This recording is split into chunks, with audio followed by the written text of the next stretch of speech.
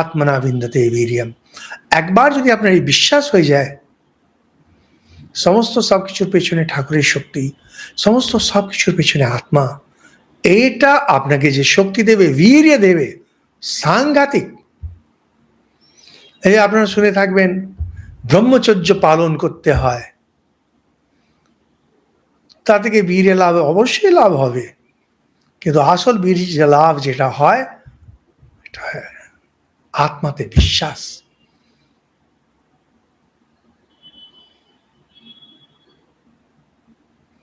কই শ্রীরামচন্দ্র কি ব্রহ্মচর্য পালন করতেন?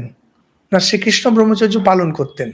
না ইয়াজ্ঞবল্ক্য ব্রহ্মচর্য পালন করতেন? তার দুটি স্ত্রী ছিল, শ্রীকৃষ্ণের 16,000 স্ত্রী। না রাজা জনকের ছিল ব্রহ্মচর্য? সবই তো আত্মজ্ঞানী। কার? এনাদের সবারই শক্তি হচ্ছে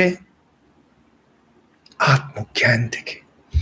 আপনারা যারা ভাগবত শুনে থাকবেন, আমাদের ভাগবতের টক্সগুলো রয়েছে, সেখানে শ্রীকৃষ্ণ রুক্মিণী সংবাদ, সেখানে বলছেন শ্রীকৃষ্ণ খুব সুন্দর, আমার কাছে কিছু নেই, আমার এটা নেই, আমার সেটা নেই, আমার একমাত্র আত্মজ্ঞানের শক্তি।